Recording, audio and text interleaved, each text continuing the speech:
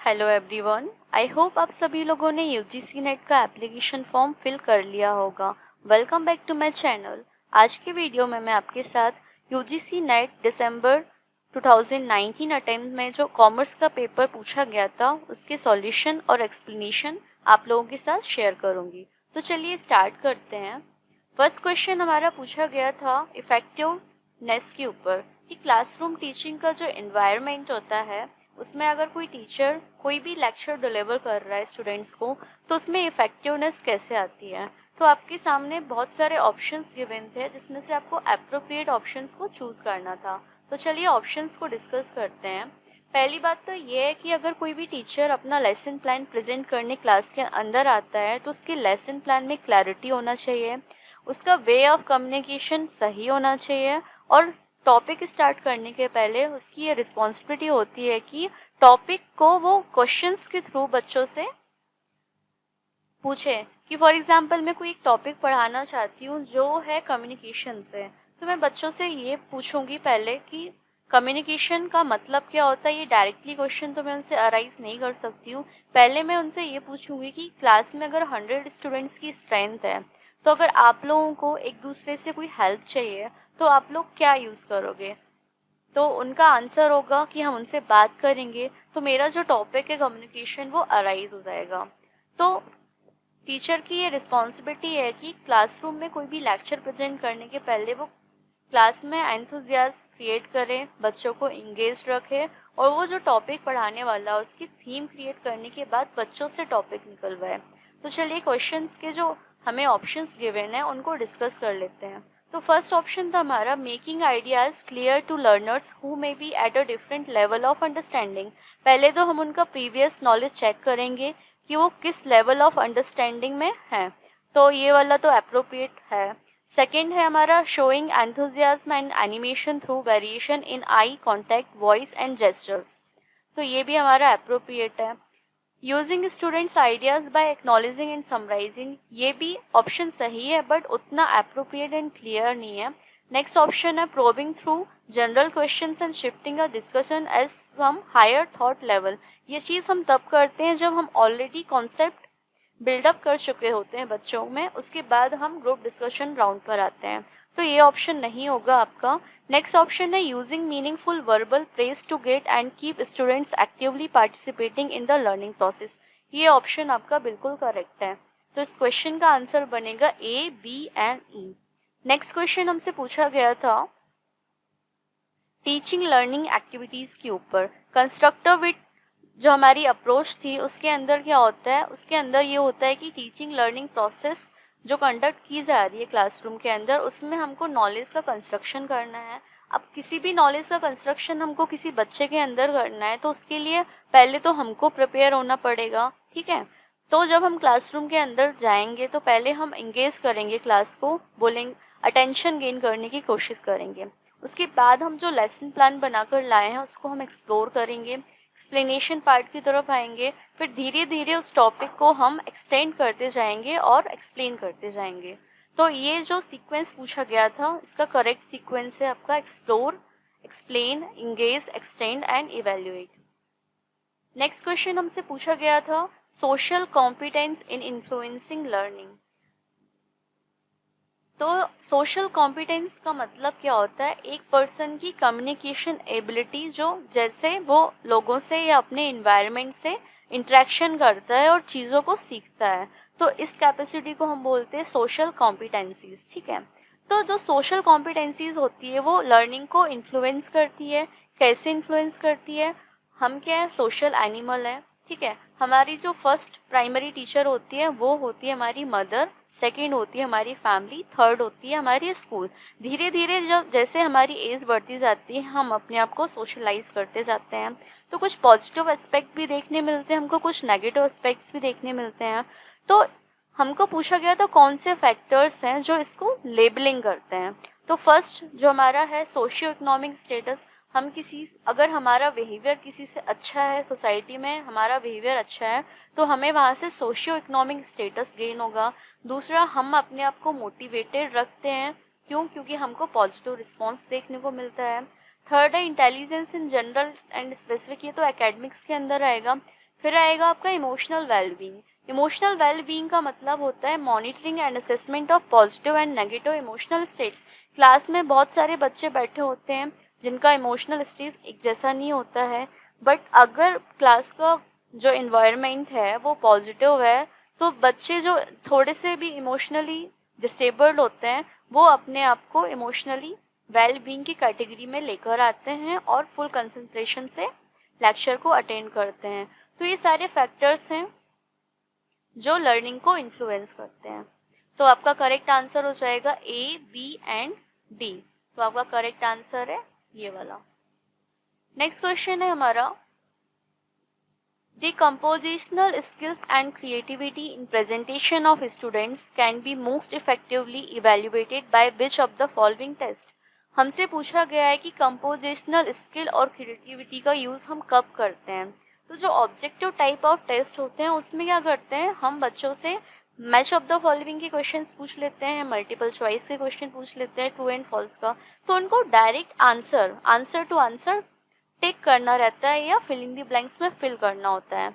ऐसे टाइप का जो टेस्ट होता है उसमें क्या होता है, हम बच्चों की कंपोजिशन स्किल्स को देखते हैं कि बच्चे ने ऐसे राइटिंग स्टार्ट किया है कोटेशन से, फिर वो इंट्रोडक्शन पार्ट पे आया, उसने बॉडी डिज़ाइन करी है, उसके बाद वो कॉन्क्लूड कैसे कर रहा है और कॉन्क्लूजन को कोटेशंस के थ्रू प्रेजेंट कर रहा है। तो ये सारी चीज़ें कंपोजिशन स्किल्स एंड क्रिएटिविटी के अंदर आती हैं। शॉर्ट आंसर टेस्ट में क्या होता है, बच्चे समरी लिखते हैं point to point.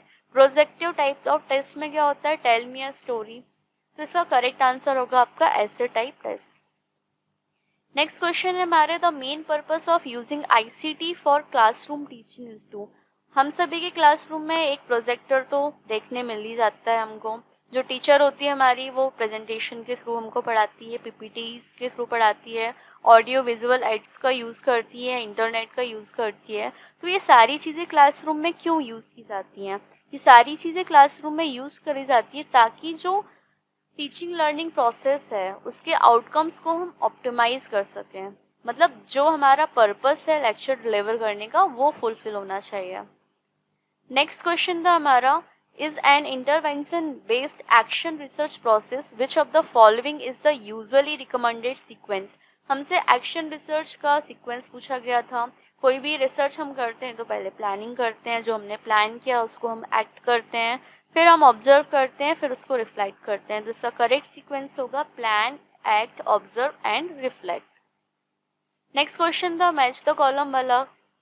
क्वेश्चनायर्स and interviews किस मेजरमेंट स्केल के अंदर आते हैं। क्वेश्चनायर्स एंड इंटरव्यू में बेसिकली क्या होता है, प्री डिज़ाइंड क्वेश्चंस होते हैं और अलग अलग कैटेगरी के क्वेश्चंस होते हैं, वो हमसे पूछे जाते हैं। तो इसका करेक्ट आंसर है ये क्या होता है, ये नॉमिनल मेजरमेंट स्केल का फीचर है। तो फर्स्ट वाले का आंसर होगा नॉमिनल मेजरमेंट स्केल। दूसरा पूछा गया था इंटेलिजेंस एंड एप्टीट्यूड टेस्ट, ये आईक्यू से रिलेटेड होते हैं। इससे हम बच्चों की कैटेगरी डिफाइन करते हैं कि हाई आईक्यू वाले बच्चे कितने हैं, एवरेज वाले कितने हैं, लो वाले कितने हैं। तो इंटेलिजेंस एंड एप्टीट्यूड टेस्ट है वो हमारा इंटरवल टेस्ट के अंदर आता है, मेजरमेंट स्किल के अंदर आता है। एटीट्यूड एंड वैल्यू टेस्ट की अगर हम बात करें तो एटीट्यूड एंड वैल्यू टेस्ट हमारे ऑर्डिनल टेस्ट के अंदर आते हैं, जिसमें हम क्या करते हैं, डेटा को कैटेगराइज करते हैं और रैंक के हिसाब से उसको कैटेगराइज करते हैं। नेक्स्ट हमारा स्पीड एंड फ्रीक्वेंसी, ये आता है हमारा रेशियो मेजरमेंट स्किल के अंदर। तो इसका करेक्ट आंसर है डी का है फर्स्ट, और हमको दिख रहा है ऑप्शन नंबर 3 में। तो इसका करेक्ट आंसर है ऑप्शन नंबर 3। नेक्स्ट क्वेश्चन की तरफ चलते हैं।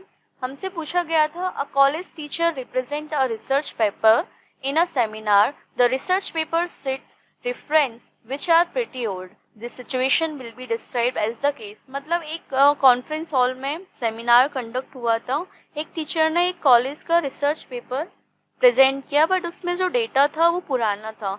तो इससे हमको क्या पता चलता है, इससे हमको ये पता चलता है कि उसको अपडेट नहीं किया गया है। तो ऑप्शन नंबर 4 इसका करेक्ट आंसर होगा। नेक्स्ट क्वेश्चन हमसे पूछा गया था, at the stage of data analysis in which quantitative techniques have been used by researcher, the evidence warrants the rejection of null hypothesis H0, which is the following decision of the researcher will be deemed appropriate. तो हमसे hypothesis वाला question पूछा गया था। सबसे पहले तो हमको ये पता होना चाहिए कि हाइपोथेसिस होती क्या है, किसी चीज़ को जब हम मानने लग जाते हैं तो वो हमारी हाइपोथेसिस की कैटेगरी में आती है। किसी चीज़ को बेस मान के हम जो कोई एक्ट करते हैं उसको हम बोलते हैं हाइपोथेसिस। तो जो नल हाइपोथेसिस होती है वो क्या होती है? The null hypothesis is the standard method for supporting the substantive research hypothesis like any hypothesis. कोई भी एक चीज़ है, ठीक है, हमने अजम्पशन मान के चला है बट उसका रिजल्ट आ रहा है 0, तो हम क्या बोलेंगे? या फिर हमने पहले से पैरामीटर मान के चला है कि इसका आउटपुट होगा 0, तो वो हमारी कहलाई जाएगी नल हाइपोथेसिस। और अल्टरनेटिव हाइपोथेसिस क्या होगा कि ये वाला आउटपुट नेगेटिव है तो दूसरे वाले का आउटपुट पॉजिटिव होगा। तो ये इसका करेक्ट आंसर जो क्वेश्चन हमसे पूछा गया था, rejecting null hypothesis without taking any decision on the substantive research hypothesis। Next question की तरफ चलते हैं। A data has been recorded using technical media which among the following is necessary step to the way of its interpretation। इसको हम क्या बोलते हैं? तो इसको हम बोलते हैं transcription. Transcription is the process by which audio files are interpreted to text, मतलब ऑडियो फाइल को हम टेक्स्ट में कन्वर्ट करते हैं। If data has been recorded using technically media, transcription is used for interpretation. तो अगर टेक्निकल मीडिया से data record किया गया है तो ट्रांसक्रिप्शन का यूज़ हम क्या करते हैं? इंटरप्रिटेशन के लिए करते हैं। The most common type of transcription is that when computer files is transcribed into text और in any form which is suitable for printing. Next question हमसे पूछा गया था कम्युनिकेशन के ऊपर। Successful educational communication is depended upon the skill of what. तो ये जो स्किल होती है डिपेंड होती है वर्बल कम्युनिकेशन। वर्बल के अंदर क्या आता है आपका कि आप बोलकर कैसे लोगों को इन्फ्लुएंस कर रहे हो या अपने मैसेज को कैसे कन्वे कर रहे हो।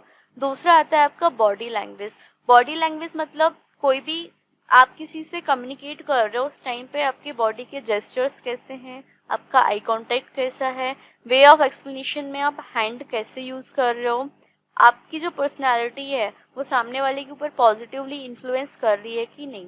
तो ये सारी चीज़ें उसमें काउंटेबल होती हैं। तो इसका करेक्ट ऑप्शन होगा verbal communication and body language, option number B.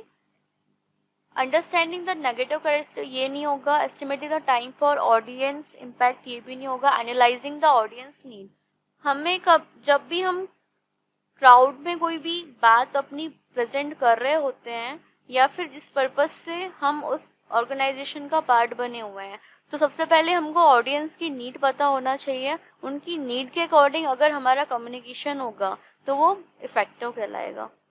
तो इसका करेक्ट ऑप्शन है B and D. Next question है हमारा, which of the following will help overcome communication barrier. जब हम किसी से कम्युनिकेट करते हैं पर्सनली या कलेक्टिवली तो बहुत सारे बैरियर्स होते हैं जिनसे हमारा जो मैसेज है इफेक्टिवली कन्वे नहीं हो पाता है। तो उसके लिए कुछ ऑप्शंस आपको गिवन है कि उस बैरियर्स को रिमूव करने के लिए हमको क्या करना चाहिए। हमको अपनी लिसनिंग स्किल्स पर ध्यान देना चाहिए। इसका करेक्ट ऑप्शन क्या होगा? Focused listening. नेक्स्ट क्वेश्चन है हमारा, इफेक्टिव एजुकेशनल कम्युनिकेशन क्या होता है? Effective educational communication is a continuous process, it has no definite start date and end date. ये तब तक चलता है जब तक हमारा जो पर्पस है वो कंप्लीट नहीं हो जाता है। It is a process of life time that needs to be improved and modified time to time. Effective educational communication is a continuous process. तो मान के चलो ये हमसे फीचर पूछा गया था कि ये एजुकेशनल कम्युनिकेशन क्या है, ये है कंटिन्यू प्रोसेस। नेक्स्ट क्वेश्चन था हमारा, which of the following theories can be applied to classroom communication. अब क्लासरूम कम्युनिकेशन में हम कौन कौन सी थ्योरीज को अप्लाई कर सकते हैं? थ्योरी ऑफ सोशल कंस्ट्रक्टिविज्म बिल्कुल अप्रोप्रिएट है, हम इस थ्योरी को अप्लाई कर सकते हैं क्योंकि सोशल कंस्ट्रक्टिविज्म थ्योरी में एक चीज़ बोली गई है कि आप अपने सराउंडिंग एनवायरनमेंट से कम्युनिकेट करते हो, अपने आप को सोशलाइज करते हो। अब लर्निंग की जो स्टाइल है आपकी वो फॉर्मल भी हो सकती है, इनफॉर्मल भी हो सकती है। इसके अंदर स्पीकिंग, लेक्चरिंग, डिस्क्राइबिंग, एक्सप्लेनेसिंग, एग्जाम्पल देना, एग्जाम्पल को प्रैक्टिकली शो करना, ये सारी चीज़ें क्या होती हैं? इन्वॉल्व होती हैं।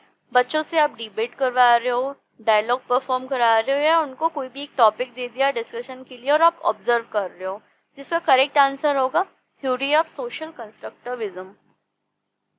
नेक्स्ट क्वेश्चन था हमारा असर्शन एंड रीजनिंग का क्वेश्चन था। Pedagogy and social interactions are two major result oriented activities of a teacher. ये उन्होंने एक स्टेटमेंट दिया है, उसका रीजन क्या दिया है, communication has a limited role in both these activities. तो फर्स्ट हमारा जो असर्शन स्टेटमेंट दिया हुआ है ये बिल्कुल करेक्ट है, और दूसरा जो हमारा एक्सप्लेनेशन है communication has a limited role in both these activities, ये गलत है। तो इसका करेक्ट आंसर होगा आपका थर्ड वाला, A is true but R is false.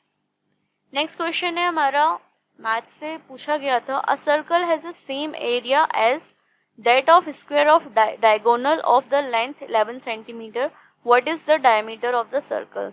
तो हमको बता दिया कि सर्कल का जो एरिया है वो स्क्वायर की डायगोनल के बराबर है, तो हमको सर्कल की डायमीटर निकालनी है। तो चलिए देखते हैं, एरिया ऑफ सर्कल क्या होता है, पाई आर स्क्वायर, और एरिया ऑफ स्क्वायर क्या होता है, ए का स्क्वायर। तो हमको गिवन है कि डायगोनल जो होता है स्क्वायर का उसकी वैल्यू होती है a√2, जो हमको क्वेश्चन में गिवन है 11। तो यहाँ से हम a की वैल्यू निकालेंगे तो a√2/2 आएगी। अब इस a की वैल्यू हम क्या करेंगे, स्क्वायर ऑफ एरिया में पुट करेंगे। तो क्वेश्चन हमको गिवन था कि एरिया का जो स्क्वायर का जो एरिया है वो सर्कल के एरिया के बराबर है। तो स्क्वायर का एरिया होता है ए स्क्वायर, सर्कल का एरिया ऑफ सर्कल का फॉर्मूला है पाई आर स्क्वायर।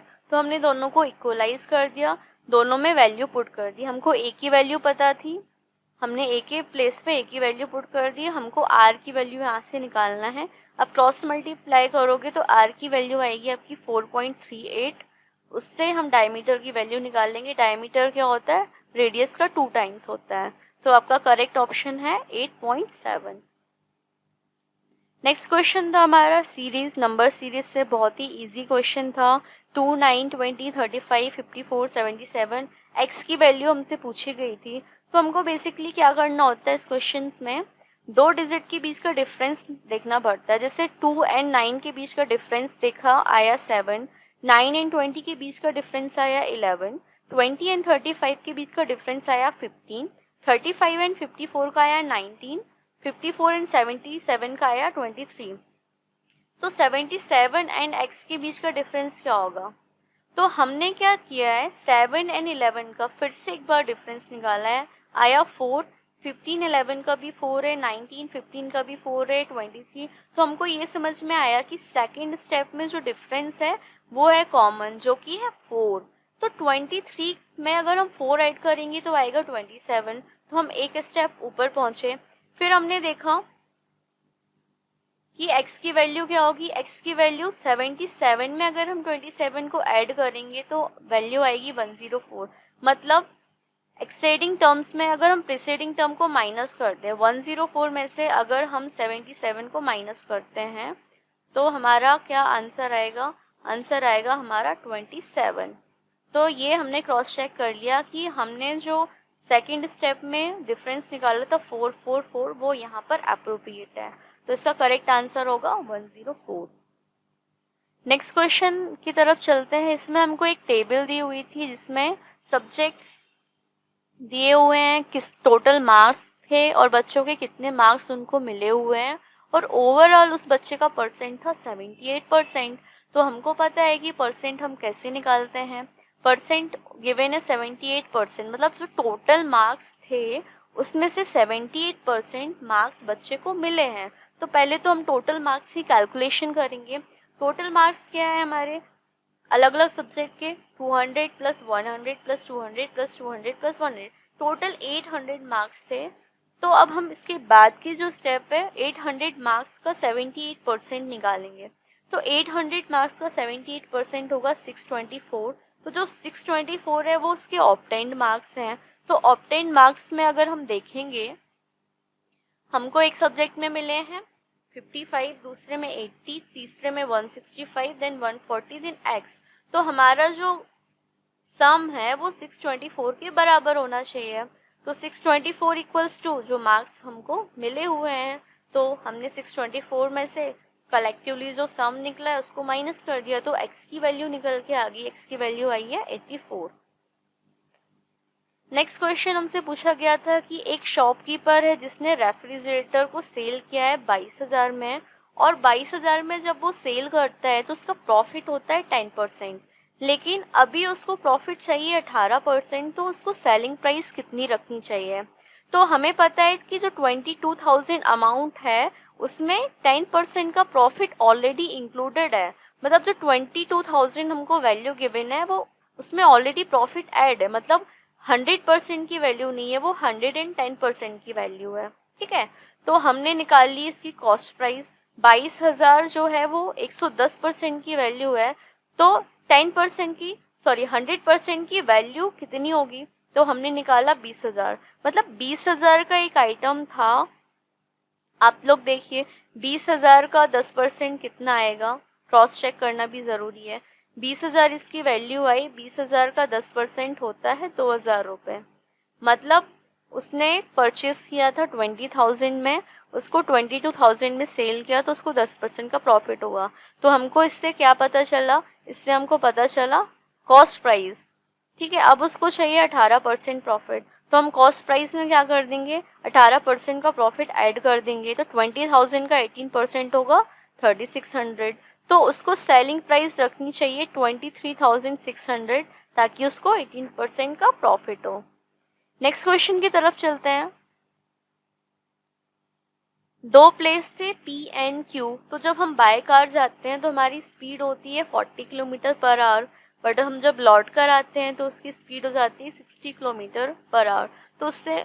तो हमको क्वेश्चन में पूछा गया था कि इसकी एवरेज स्पीड क्या होगी। तो एवरेज स्पीड का फॉर्मूला होता है हमारा 2 into speed 1 into speed 2 upon speed 1 plus speed 2। फॉर्मूले में वैल्यू पुट करेंगे तो आपका आंसर आ जाएगा 48 किलोमीटर पर आवर।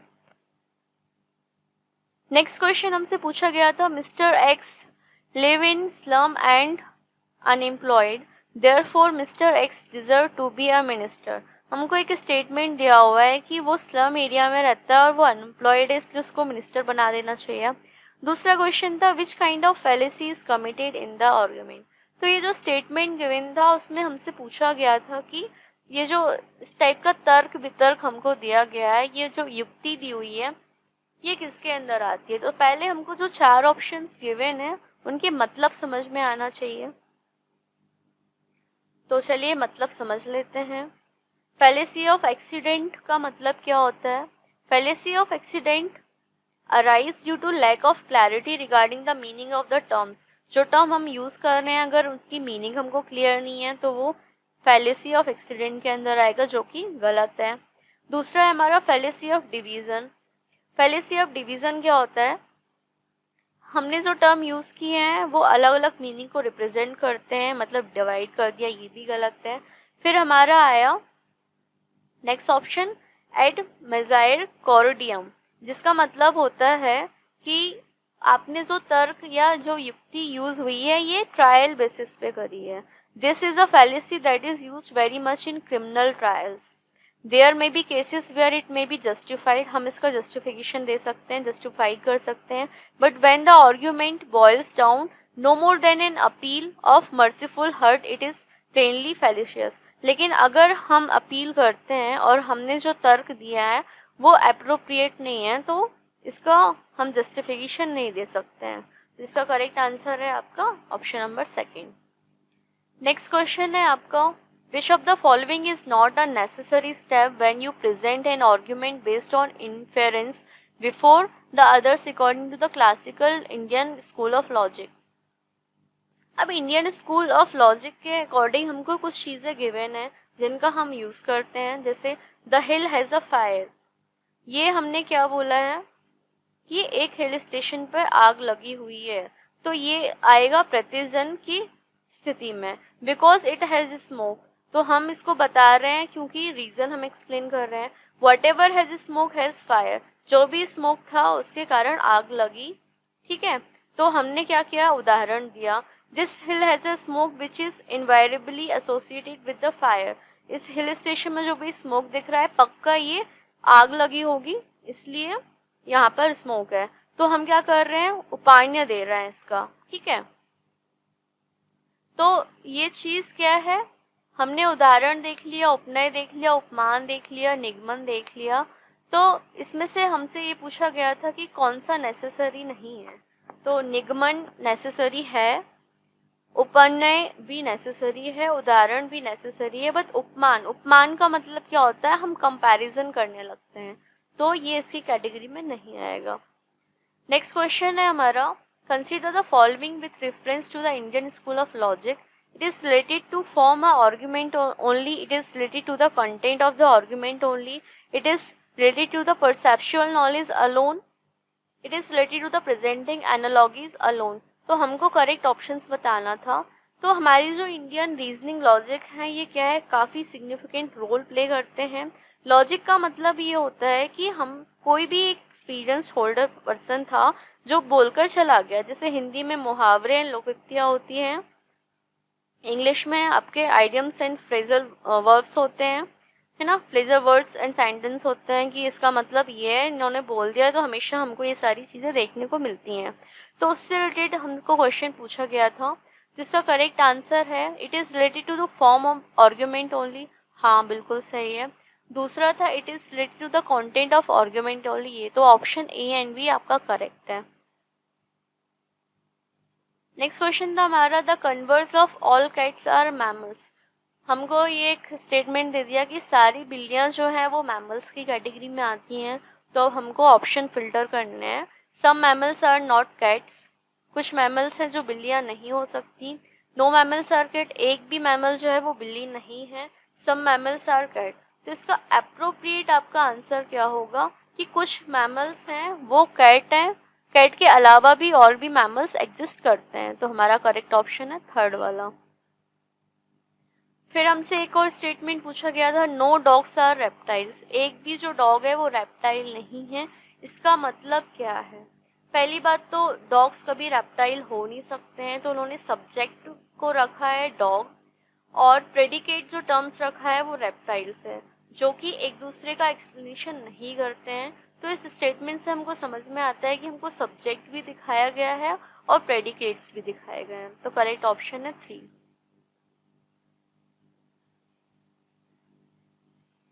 फिर हमको एक टेबल गिवन थी जिसमें 2013 से 18 तक का डेटा हुआ था।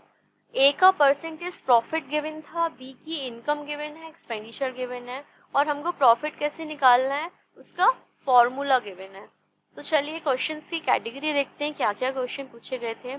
पहले हमको पूछा गया था what is the difference between percent profit of a company A and company B in the year. तो टेबल में हमको दिख रहा है कि 2013 में ए का प्रॉफिट था 40%, लेकिन बी का प्रॉफिट हमको गिवन नहीं है, बी की इनकम एंड एक्सपेंडिचर गिवन है। तो हम क्या करेंगे, ये नीचे वाले फॉर्मूले से बी का प्रॉफिट निकाल लेंगे। तो बी की इनकम थी 48.6, एक्सपेंडिचर था 36 लैक्स। हमने फॉर्मूले में वैल्यू पुट करी तो हमको बी का परसेंटेज प्रॉफिट पता चल गया 35%।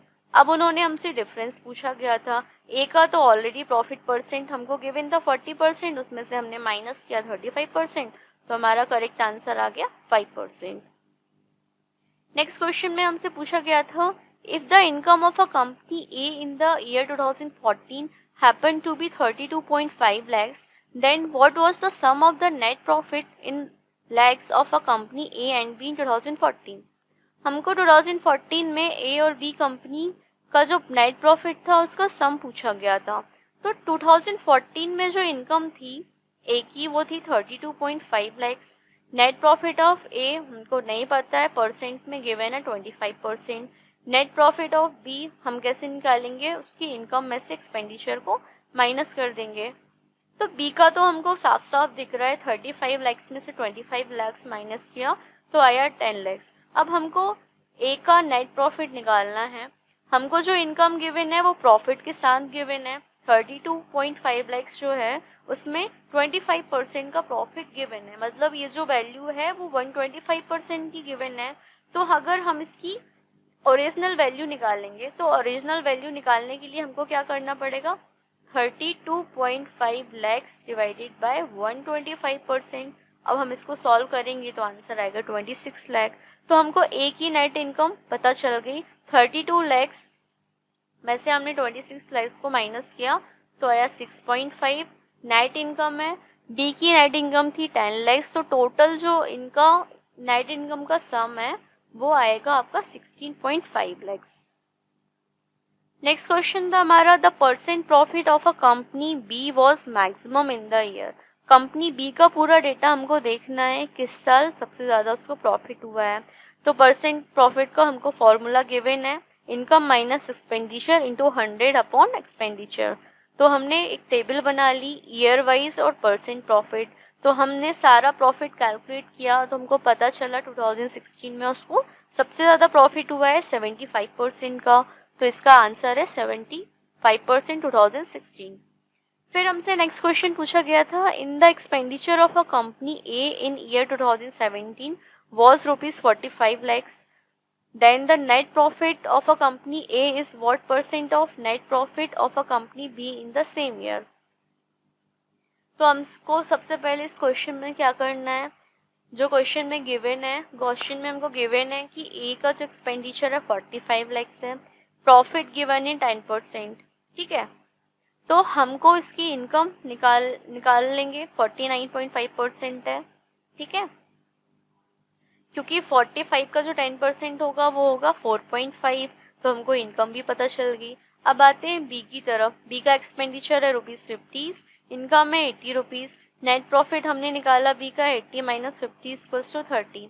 अब क्वेश्चन में पूछा था A is what percent of net profit of company B in the same year. Same year में ए बी का कितना परसेंटेज प्रॉफिट था, तो हम कर देंगे 4.5 इंटू 100 अपॉन 30, तो आंसर आ जाएगा आपका 15%।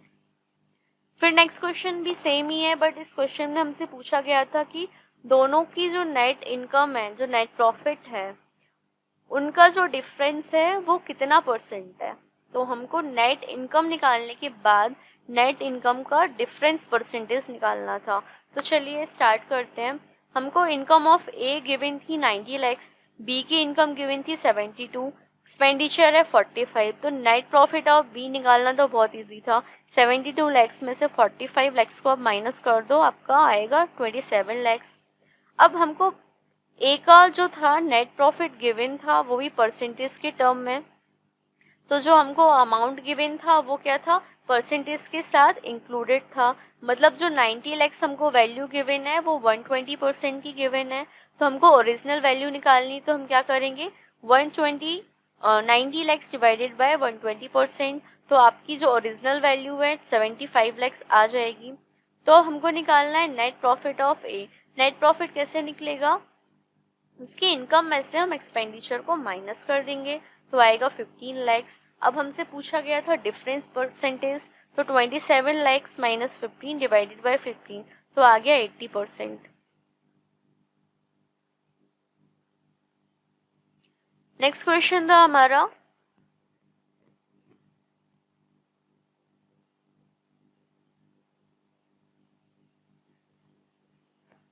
यहाँ से हिंदी वाले क्वेश्चन स्टार्ट हो गए हैं। जो हिंदी मीडियम वाले स्टूडेंट्स हैं उनके लिए मैथ्स तो सिमिलर ही है, तो कोई फ़र्क नहीं पड़ेगा। नेक्स्ट क्वेश्चन था हमारा, which of the following statement is are correct. इनमें से कौन सा स्टेटमेंट सही है। Local area network is usually located on the brand of computer. The acronym ISP stand for internet standard provider. तो चलिए डिस्कस कर देते हैं। ISP का फुल फॉर्म होता है internet service provider, company that provides internet connection and services to the individual and organization. In addition to providing access to the internet, ISPs may also provide software packages such as browsers, emails, accounts and personal websites for home page. तो ये होता है हमारा ISP। LAN क्या होता है, LAN को बोलते हैं हम लोकल एरिया नेटवर्क, जो कि क्या होता है, एक कंप्यूटर नेटवर्क होता है जो कि कंप्यूटर्स को आपस में कनेक्ट करता है। लैन नेटवर्क हमको एक पर्टिकुलर बिल्डिंग में देखने को मिलता है, स्कूल्स में, लैब में, यूनिवर्सिटी या कैंपस में, जहाँ पर हमको internet and wifi facilities use करनी होती हैं, ठीक है। तो इसका करेक्ट ऑप्शन क्या होगा, ए ओनली, फर्स्ट वाला सही है। नेक्स्ट क्वेश्चन है हमारा, which of the following statement are correct? The clock speed of CPU is measured in hertz. हाँ, ये सही है। Bluetooth technology consumes more power than WiFi. चलिए इसको रेक्टिफाई कर लेते हैं। In most cases Bluetooth device consume less power than WiFi. तो हमारा बी वाला तो गलत हो गया, ए वाला हमारा सही है। नेक्स्ट क्वेश्चन है हमारा मैच द कॉलम का था। सॉफ्टवेयर्स गिवन है, डिस्क्रिप्शंस गिवन है। वेब ब्राउजर क्या होता है? Web browser takes you anywhere on the internet. Web browser की हेल्प से हम इंटरनेट में कोई भी चीज़ सर्च करते हैं, ठीक है। तो इसके एग्जांपल्स क्या हैं? Chrome, Mozilla and Firefox. Word browser, word processor को हम बोलते हैं MS वर्ड। स्प्रेडशीट को हम बोलते हैं MS Excel. And web authoring को हम बोलते हैं, एक वेबसाइट डेवलपमेंट सिस्टम होता है जो वेब पेज को अलाउ करता है डेस्कटॉप पब्लिशिंग में विजुअलाइज कराने के लिए, ठीक है। तो ये आते हैं, इनका एग्जाम्पल है जिनके थ्रू हम कोडिंग करते हैं, लाइक HTML हुआ, जावास्क्रिप्ट हुआ। ये क्या करते हैं, इनकी हेल्प से हम वेब पेजेस डिज़ाइन करते हैं, ठीक है। तो हमको मैच करना है। वेब ब्राउज़र क्या होता है? Connect to the website and display web pages, ठीक है। वर्ड प्रोसेसर क्या करता है? Prepare written document. तो हमारा बी का हो गया फर्स्ट वाला, ठीक है। स्प्रेडशीट का काम क्या होता है? Summarise the numerical data. C का हो गया 4, ठीक है। बी का हो गया हमारा 1। तो हम ऑप्शंस देखेंगे, सी का 4, बी का 1, ये ऑप्शन भी है और ये वाला ऑप्शन भी है। वेब ब्राउज़र क्या करते हैं? Connect websites and display web page, ठीक है। ए का हमारा हो गया 3rd, तो करेक्ट ऑप्शन होगा आपका सेकेंड वाला। Next question is select the option that contains exclusively the text file format.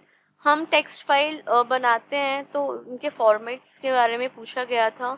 .csv format होता है जिसका फुल फॉर्म होता है कॉमा सेपरेटेड वैल्यूज़, ठीक है। हम स्प्रेडशीट में कुछ प्रोग्राम्स बनाते हैं या कुछ फाइल्स बनाते हैं तो उनको .csv के थ्रू सेपरेट करते हैं।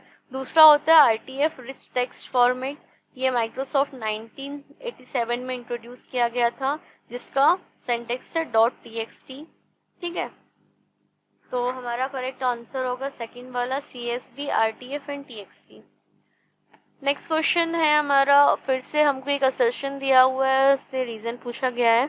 The clock speed of CPU has not increase significantly in the recent year. गलत है, स्पीड बढ़ी है, SSD वाले कंप्यूटर्स आते हैं। Software now being used is faster and therefore processor do not have to be faster. Software fast होते हैं इसलिए प्रोसेसर फास्ट नहीं होना चाहिए। ये दोनों गलत हैं, ठीक है। हमारा जो प्रोसेसर है पहले कुछ साल पहले i3 का आता था, अभी i5 और i7 के भी आ रहे हैं। प्रोसेसर फास्ट होगा तो आपकी सॉफ्टवेयर की जो वर्किंग है वो भी फास्ट होगी।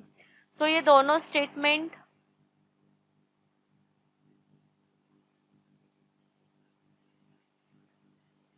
ऑप्शन में देखते हैं। स्टेटमेंट आर ट्रू एंड नहीं, ये तो गलत है। Statement are true but correct explanation नहीं है। A is true but R is false, A is false but R is true।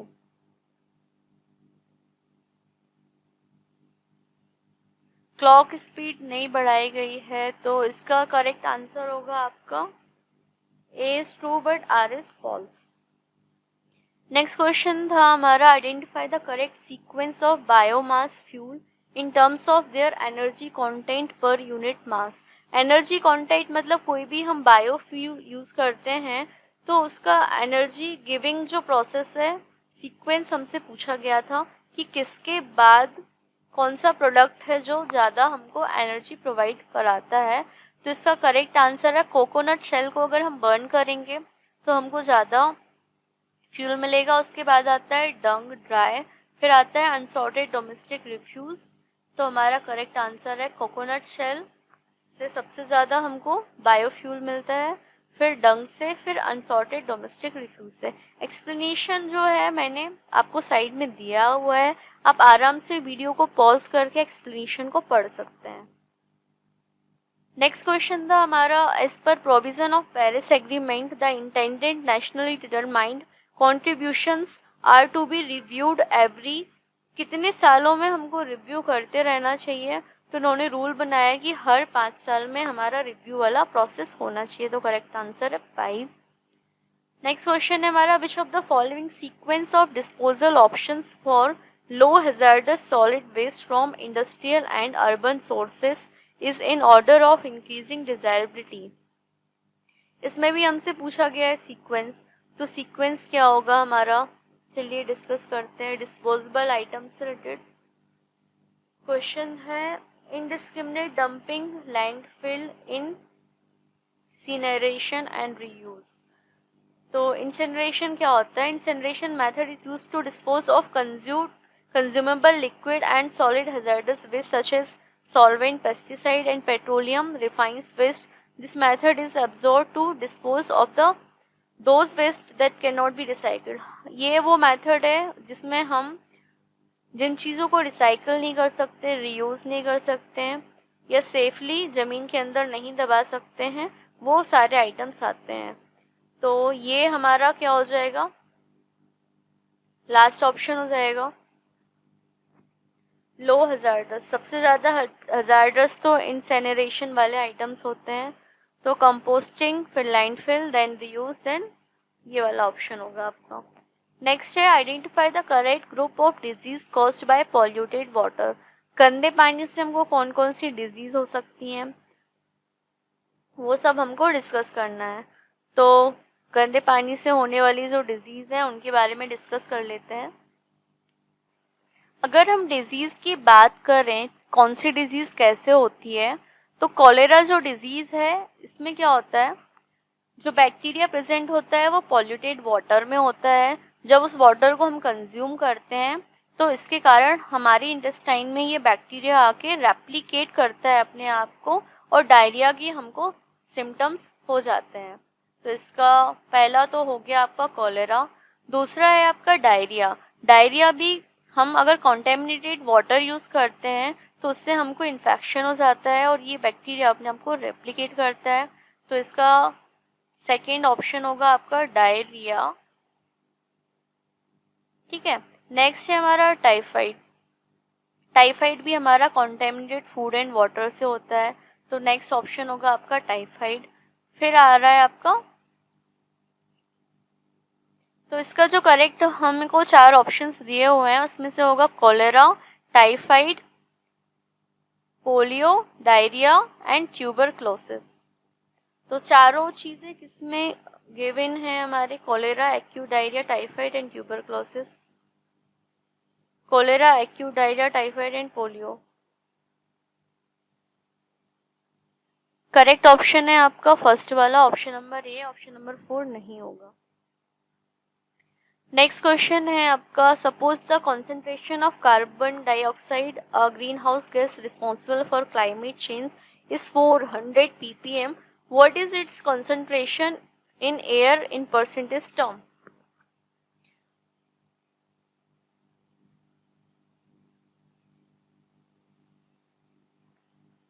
चलिए इसको डिस्कस करते हैं। तो इस क्वेश्चन में हमको एक फॉर्मूला यूज़ करना था। 400 ppm हमको गिवन है, ठीक है, और हमसे पूछा गया था परसेंटेज टर्म में। तो 400 को हम डिवाइड करेंगे जो गिवन फॉर्मूला है कंसंट्रेशन का एयर पार्टिकल्स के साथ, 100,000, ठीक है, और इसको 100 से मल्टीप्लाई करेंगे। इसका एक फॉर्मूला होता है, तो इसका आपका हो जाएगा 4 डिवाइडेड बाय 100, तो ये हो जाएगा 0.04%। करेक्ट आंसर है आपका फर्स्ट वाला। इसको सॉल्व करने का ये तरीका होता है, जो पार्टिकल्स पर मिलियन होते हैं उनको हम बेस में रखते हैं और जो हमको कंसंट्रेशन गिवन है उससे हम डिवाइड कर देते हैं। तो 400 ppm का मतलब होता है that for every millions air particles. तो हम 400 को डिवाइड करेंगे 1 मिलियन से, तो हमको परसेंटेज टर्म में डेटा मिल जाएगा। नेक्स्ट क्वेश्चन था हमारा, which among the following recommended the establishment of state council for higher education in each state.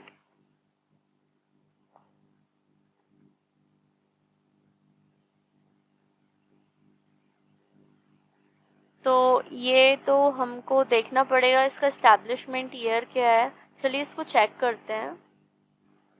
जो हमारी नेशनल एजुकेशन पॉलिसी थी 1986 की, उसने हमको रिकमेंड किया था कि हमको हायर एजुकेशन के लिए एक स्टेट काउंसिल बनाना चाहिए। तो इसका करेक्ट आंसर हो जाएगा आपका नेशनल पॉलिसी ऑन एजुकेशन। और अभी national policy of education NEP 2022 भी आई है, जिसमें हमारा हायर एजुकेशन सिस्टम पर क्या अरेंजमेंट होना चाहिए, किस सब्जेक्ट में क्या मैनेजमेंट होना चाहिए, वो सारी चीज़ें गिवन है। नेक्स्ट क्वेश्चन था, national skills qualification framework is based on which of the following. National skills certification का जो एग्ज़ाम कंडक्ट होता है उसकी जो थीम होती है कंपटीशन, मतलब वो एक बार एडवर्टीजमेंट निकालेंगे कि हम एग्ज़ाम कंडक्ट करवाना चाहते हैं। उसके लिए जो भी एलिजिबिलिटी क्राइटेरिया के अंदर स्टूडेंट्स आते हैं वो एग्ज़ाम देंगे, मतलब कॉम्पिटेंसी की जो थीम है उसके बेस पर एग्ज़ाम कंडक्ट कराया जाता है, और जो कट ऑफ मार्क्स को क्रॉस करते हैं उनको सर्टिफिकेट दिया जाता है। नेक्स्ट क्वेश्चन है हमारा, which among the following is a statutory function of UGC. UGC का स्टैट्यूटरी फंक्शन हमसे पूछा गया था। स्टैट्यूटरी जो फंक्शन होता है वो यूजीसी का होता है, determine and maintain the standard of teaching and research in universities. आपने ये चीज़ देखा होगा कि आपका जो कॉलेज है, जिस कॉलेज में आप पढ़े हुए हैं, वो यूजीसी रिकॉग्नाइज्ड है, उसको एक्रेडिटेशन मिला है, रेटिंग मिली हुई है।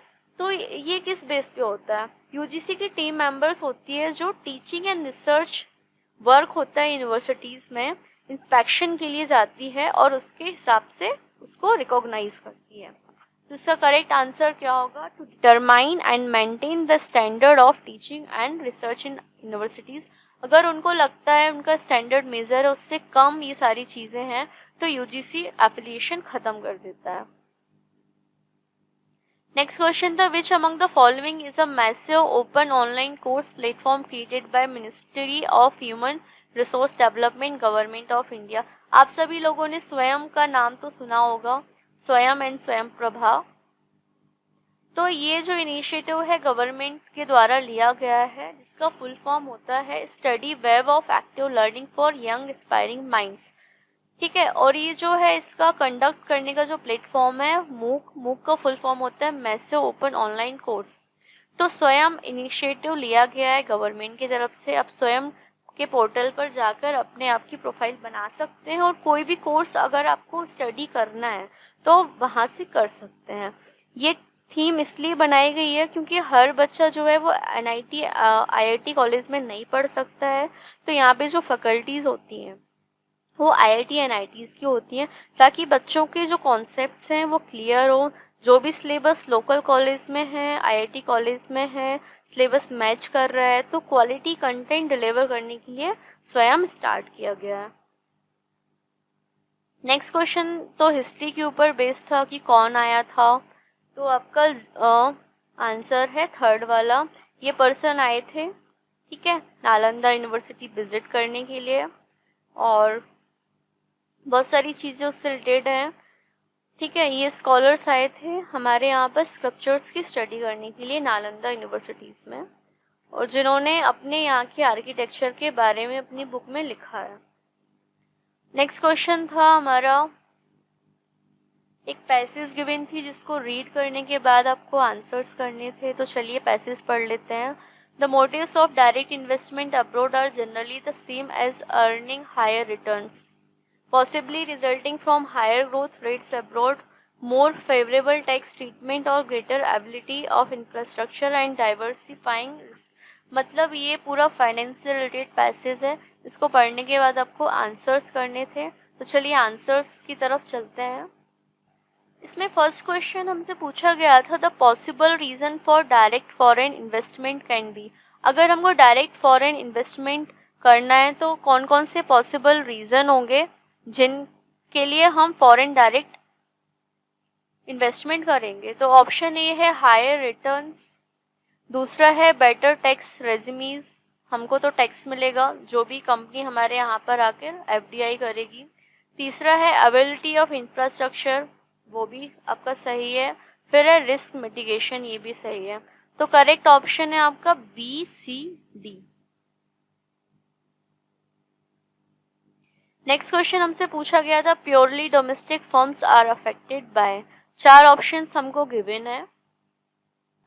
4 ऑप्शंस है low interest rate, small variability of profit, large variability of profit, export controls.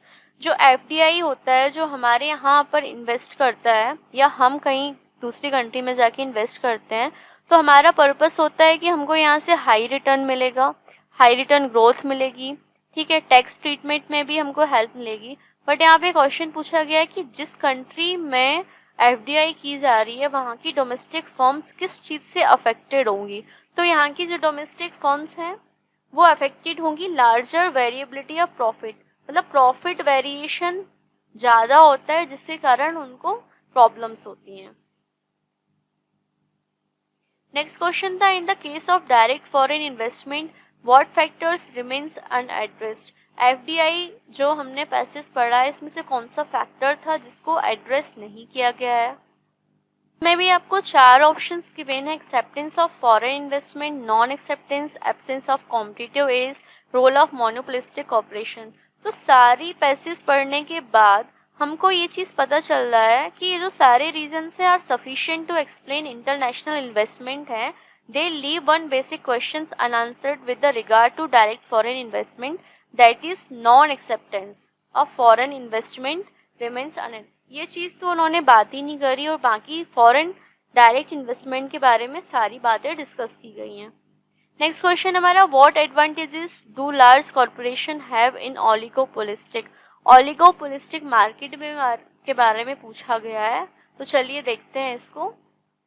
जैसा कि पैसेज में हमको गिवन है, the most important is that many large corporation usually in monopolistic and oligopolistic market often have some unique production knowledge or managerial skill that could easily and profitably be utilized abroad and over which the corporation wants to retain direct control।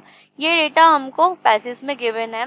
So in oligopolistic market, large corporation want to retain direct control over the profitability। उनको profitability में अपना direct control चाहिए। आप FDI लेकर आए हैं, किस purpose से आए हैं हमें उससे मतलब नहीं है, बट हमारा जो प्रॉफिटेबिलिटी रेशियो था उस पर कोई भी फ़र्क नहीं पड़ना चाहिए। तो ऑप्शन ए हमारा सही है, direct control over profitability. Next question था the passage focuses on aspects mainly related to. तो ये जो पूरी पैसेज है वो किस पे बेस्ड है। तो ये पैसेज पढ़ने के बाद हमको समझ में आएगा कि इसकी थीम क्या है। हमने ये पैसेज पढ़ी और हमने एनालाइज किया कि ये पैसेज जो है बेसिकली इंटरनेशनल इन्वेस्टमेंट के ऊपर है।